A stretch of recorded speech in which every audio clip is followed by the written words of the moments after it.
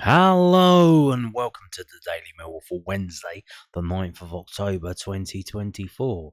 In today's Millwall news, we're going to start off with an injury update. So this is from southernnews.co.uk. Millwall handed huge injury boost as Mayer and Coburn return to training. Millwall winger Adam Mayer is back in full training and should be available after the international break. The 20-year-old Liverpudlian has been sidelined with a hamstring injury he suffered over the summer. Mayer has made 4 championship appearances off the bench for the Lions since joining from Morecambe for £300,000 last January. His return will be a boost for Neil Harris, who has been without a number of attacking players this season. Summer signing Josh Coburn has played only 2 games so far in this campaign after picking up a calf injury. Tom Bradshaw has been out since late August with a hamstring problem. Adomio Maka's 1 game left to serve a 3-match ban, and Femias has only recently returned from injury and made his first start of the season against West Bromwich Albion last weekend. Coburn has been back doing gym work this week after he went off in the 34th minute of the 1-0 defeat to Luton Town on September the 14th. Harris confirmed he was expected to be out for between 6 to 8 weeks. Sean Hutchinson, another recent injury absentee, also joined his colleagues in the gym as the squad got back to work in the first week of the international break following the 0-0 draw at West Brom. Harris is confident that his side will improve as the season goes on, and he is set to have a stronger squad available when the Lions host Derby County on October the 19th. And then they got a quote which we talked about yesterday about getting better and better. And I think we do need a win. We do need it, mate. I mean, the 3 games coming up after the international break in that week. You got Derby at home, Plymouth at home, and Swansea away. I mean, possibly 2 wins out of that if we get a bit of luck our way. So you never know. Now, moving on to this. From the southernnews.co.uk, it's one of the most beautiful atmospheres in England. Millwall defender White joined the Lions. Okay. Millwall defender Japhet Tanganga reflected on why he joined the Lions in an interview with Gianluca Di Marzio. Tanganga, 25, joined Millwall permanently during the summer transfer window after being released by Tottenham. He spent the second half of the 23-24 season on loan at the Den. The Tottenham Academy graduate had a strong start to his career, making his Premier League debut aged 20, and started games against the likes of Liverpool and Manchester City. However, injuries meant Tanganga was unable to kick on and become a first-team regular, although he still started 24 Premier League games over the course of 4 seasons. Despite initially struggling with being on the sidelines, Tanganga now views the setbacks positively. And they have a quote, but I'm not going to read that quote in this story because I'm going to go and I'm going to actually show you the original interview. So I'm just going to read the extra comments that Southern News have put on this. Tanganga has remained fit since joining the Lions last January. He has made 25 appearances and only missed 2 games through suspension. He's started every game he's been available for this season. Over the summer, clubs like Ipswich Town, Palmer and Luton Town all vied for his signature, but Tanganga chose to return to the Den after enjoying his first 6 months there. Indeed. So, that interview came from this gianlucadimarzio.com. It was posted today. Interview with Japhet Tanganga, Spurs, Millwall and faith throughout injuries. Our exclusive interview with former Tottenham defender Japhet Tanganga, now at Millwall. In 2022 I was close to AC Milan. A damp mist rises from the Thames and is lost in the grey sky between chimneys and skyscrapers. Maybe Millwall doesn't look like the Garden of Eden, but it's where Japhet Tanganga is finding his smile again at the end of an all too long purgatory. In summer, the English defender said goodbye to Tottenham after 16 years and restarted from the Championship. Game after game, he's getting rid of a boulder. 371 days out due to injury in his career.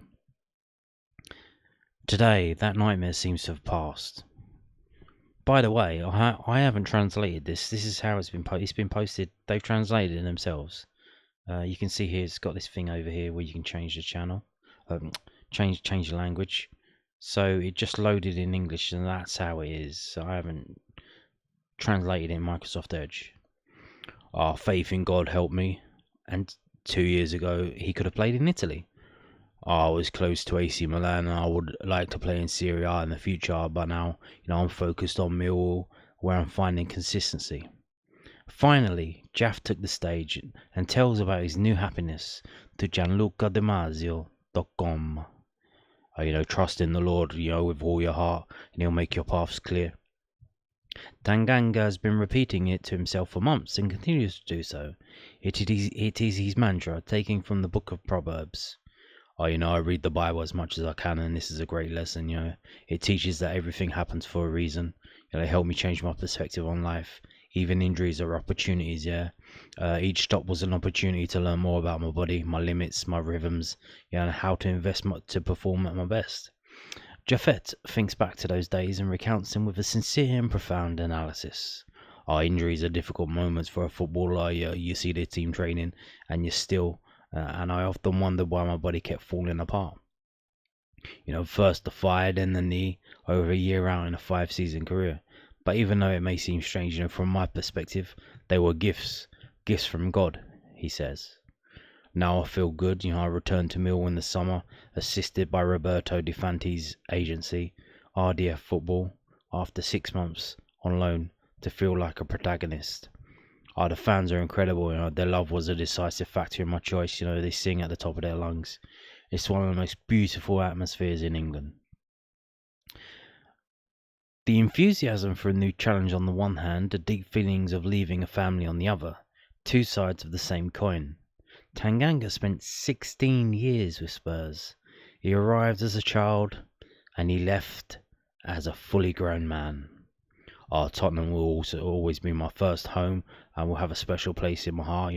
I'd already made the decision to leave and seek consistency, but the farewell day was still difficult. You don't easily part ways with such a love. And in fact, now I'll keep following them. I support my former teammates, and I know that sooner or later they will return to a final and win it. They deserve it. Word of a man who experienced the last lost final firsthand, the 2021 Carabao Cup, which ended 1-0 for City. City? What City? Leicester City? Norwich City? Cardiff City? Is this how they refer to Manchester City now, just as City? How presumptuous. From a youth player to a first-team starter, the dream came true on the 11th of January 2020. A debut for strong hearts only. It was the greatest emotion of my career. I'd never played in the Premier League. Mourinho gave me trust from the first minute against Liverpool. An intense and important match. We didn't win, but it was special. I was marking Mane, the most difficult opponent of my career, together with Adamo Traore. And already in pre-season with Pochettino on the bench, I'd filled up with adrenaline. And on the first tour of my life, I played against Real Madrid, Manchester United, and Cristiano Ronaldo's Juventus. When he mentioned CR7, that's Cristiano Ronaldo, by the way, if you didn't know that, Tanganga does so from the heart. As a child, he was my idol. I grew up supporting Manchester United. Jaff was 9 years old when Ronaldo led the Red Devils to win the Premier League and Champions League in 2008. He enchanted me with his dribbling and goals. Today, it remains his model. Fully as obsessive attention to every detail in body care, injuries, gifts from God. Taught Japhet exactly this, we were saying. And today at 25, after having been close to Milan and the English national team, he hopes his moment has arrived. He smiles and fills his voice with all his faith. And now it's my time to shine. So there you go. That was that interview. So it's interesting why he was being linked with all places in Italy during the summer, because he's got a bloody Italian agent, so that's why. So there you go. I don't know if he was seriously looking at those options, or if it's just the Italian agent had connections with them and he was trying to maybe get him interested in going to Italy, but didn't happen. And he's playing very well. So there you go. Now, moving on to this. I told you about the emergency loan super save, Mr. Connal Truman. Did you see the game? The game was on Sky Sports Plus. I was watching it for most of the first half. It was a bit shit, a bit boring. So I stopped watching it, and you know what happened? They scored. So yeah, I think you can see. I've watched the highlights, and the highlights obviously just show the goals. It ended up being 4-3 to Wimbledon. He's playing for Crawley Town. Wimbledon went 3-0 up. Crawley took it back to 3-3. In the 90th plus 6 minutes, so deep into injury time, a shot from the edge of the box, just at maybe around the D. The Wimbledon guy shot into the top corner, and I mean, I don't know if you've seen it, Conor Truman dive. He didn't get off the ground; he just sank like a lead weight. You can see why he's third choice. I mean, no man. So yeah, obviously we've got this story from where is it from? It's from Sussex World via MSN.com. It's too early. Crawley Town boss addresses goalkeeping situation, makes assessment on summer signing. Now here's the thing. So I'm watching the highlights. Obviously the highlights only show the goals. They don't show any saves he did make. So I don't know if he did make any saves. That's the thing with the highlights. They just, because there was so many, plus because there was 7 goals in the game. They literally, and I think they showed all of the goals and one chance that was missed by Crawley. That's all they showed. So yeah, Jojo Wallacott, Ryan Sandford, Eddie Beach and Jasper Shake were all in situ at the Broadfield Stadium, with the latter going off to Isthmian League side Whitehawk on loan. But this week Crawley had to make an emergency loan move for Conor Truman from Millwall. Shake was the only keeper available for selection for the EFL Trophy match against AFC Wimbledon and Saturday's League One tie against Shrewsbury Town. This was due to Jojo Wallacott's call-up to the Ghana national side and injuries to both Chelsea loanee Beach and Sandford, who signed for the Reds last season. Truman played against the Dons on Tuesday and is due to play again on Saturday before he returns to the Den on Monday. Elliott, a former Newcastle and Charlton keeper himself, was not tempted to come out of retirement. He said, "I couldn't think of anything worse." But the Reds boss was impressed with Truman's performance. He said, Connell's been a very good goalkeeper, but through injuries he's not played loads of games. But I think you can see from tonight why he's so highly rated. I think the big thing for me was you can talk about goalkeeping, saves and everything, and what he produced and his calmness on the ball. But he's trained with us one day yesterday, he plays tonight, and he plays like that. That shows real character, and that shows someone that's got an opportunity to play who he's going to have a good career and going to play more games. We're thankful we managed to get him. He's put on a good show and he's very sharp. I hope that helps him be ready for Saturday and a bit more understanding of what we're trying to do as a team. So Shake was actually recalled from his Whitehall loan. Blah, blah, blah, blah, blah, blah. Don't really care about all that. I just want to talk about Conor Truman. So even though Conor Truman let in 4 goals, they lost 4-3 and he let in a goal on the injury, the geezer said, yeah, he done all right. So maybe he did make a few saves that weren't in the highlights. So, yeah. I don't know if any of the fans... I haven't been on any of the fans' forums to see if they what they think, but you can imagine what they probably do think when you concede a goal like that in the 96th minute. So, there you go. Now, a bit of a surprise. We have another international call-up for a Millwall player, technically. Although he is a Millwall player, he has more than 1 year left on his deal, we assume, and it's he's out on loan though. So Scotland squad update: Shankland out, Nisbet in. The Herald.com, so that heraldscotland.com. Yeah, Kevin Nisbet has been called up for the injured Shankland. Which makes me wonder. So I do wonder. So we discussed before regarding Ivanovic and his call up to Serbia. We went behind the scenes and looked at the regulations, and we found out that the way it works is that the national associations have to give 15-day notice to the teams that their players are going to be called up, and the teams can't do anything about it. It's up to the player to say whether he's going to go or he's not going to go, or whether he's injured or what. And then sometimes I might tell him to go there and then get a doctor to look at him and say, yeah, you are injured, go back home. What? How does that work with loan players, though? Who gets the notification? Is it Millwall or is it Aberdeen? Is it both of them? Don't know. So Kevin is, because another thing as well that we found out, the reason why they have the 15-day notice is that if there is an injury to the player, so with the 15-day notice, you have to let them go. You cannot say no as a team. You cannot say no. But if you don't get the 15-day notice, you can say no. So if there's a late injury and they want to call up your player and they only give you 7-day notice, you can say, yeah, no, he's not available. You can do that. You can turn them down. That's how it goes. So we did find that out. And that's why a lot of those associations now, they bring along, they call up 28 or 30 players and then they whittle it down, because then they don't have to go back and ask for permission and say, oh, can we please can we have this player? We know it's not we know we haven't given you 15-day notice, but can we still have him? Is that okay?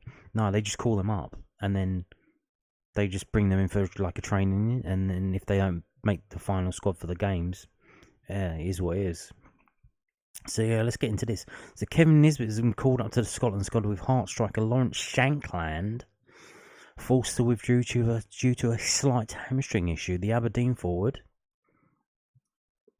who is on loan from English Championship side Millwall, becomes the third Dons player to be drafted for the Nations League qualifiers with Croatia and Portugal. Nicky Devlin was included in Steve Scott's initial squad, with Jack McKenzie added this week. The national team lost their opening 2 Nations League fixtures and are looking to end the longest winless run in their history, with just 1 win against Gibraltar in their last 14 matches, including friendlies. How has this guy not been sacked? I guess because they've probably been drawing games. So if you draw against Spain, if it was, we drew against Spain. If you draw against France, you draw against Belgium, draw against Netherlands, draw against Germany, you draw against the big teams. Notice I didn't say England. If you draw against them, you say, oh, that's a good result. But they haven't won any games. The only team they beat was Gibraltar, and I believe that was a 2-0. That was a Welsh team, wasn't it? The Welsh only beat them 2-0, and that guy got the sack. Now, Steve Clarke hasn't won a game, or he's won 1 game in 14 matches. And he's still got the job. Scotland face Croatia in Zagreb on Saturday before hosting Portugal at Hampden Park on Tuesday evening. So there you go.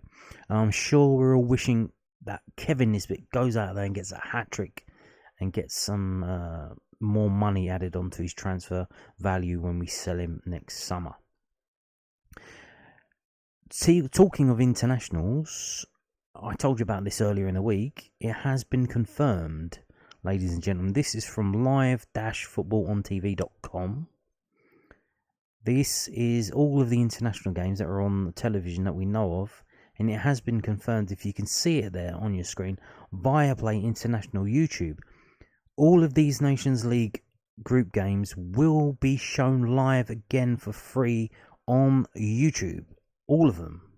Every single one. And you can see here, so Finland versus Ireland, Gibraltar versus San Marino. These are the ones that are on tomorrow. Italy, Belgium, I'm sure that's going to be an amazing game. Italy, Belgium. Fantastic stuff. All free on YouTube. Just go to search for Viaplay International and you can watch it. But what that means is we can watch the Millwall players that have been called up. The only ones we can't watch, we may be able to watch Adomo Maku. Haven't found that out yet. We almost certainly won't be able to watch Romain Esse for England under 20s. Those games don't generally get shown.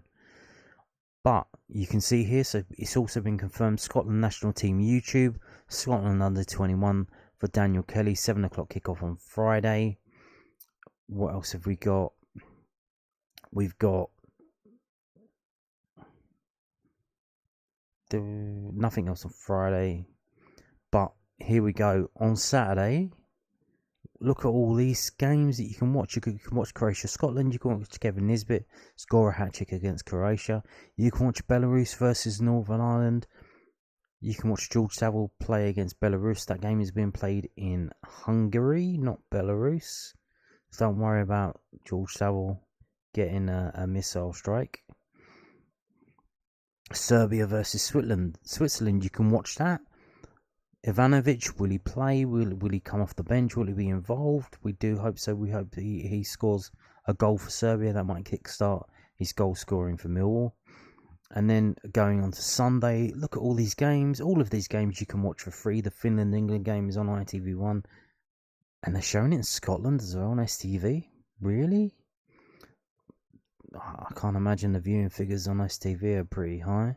But Greece versus the Republic of Ireland, you can watch that one. Liechtenstein versus Gibraltar, I'm sure that's going to be a cracker. And going on all through the week, Monday you can see the games here again. Tuesday again. Now this is interesting. So Kazakhstan under-21s versus Scotland under-21s. It's an away game, but they're still showing it on Scotland national team YouTube channel. So there you go. England under-21s is on England YouTube, but that's not what Romanis is playing at. He's playing for the under-20s, which for some bizarre reason they call the elite squad. And yeah, so Northern Ireland against Bulgaria again with George Saville, and Spain versus Serbia. Ivanovic versus Spain. Can you imagine that? Scotland versus Portugal. Is CR7 still playing for Portugal? Don't know. But yeah, all of these games are available on international, Viaplay International on YouTube, and there's some not even listed. There's right now while I'm filming this video, while I'm talking to you, on my television in front of me with the sound muted on CONCACAF YouTube channel, I am watching British Virgin Islands versus St Kitts and Nevis. It's 2-1 to St Kitts and Nevis. They were 2-0 up, and the British Virgin Islands got a goal back. And about 10 minutes ago, a white guy came on for British Virgin Islands. A fully white guy, not an albino, like a white guy.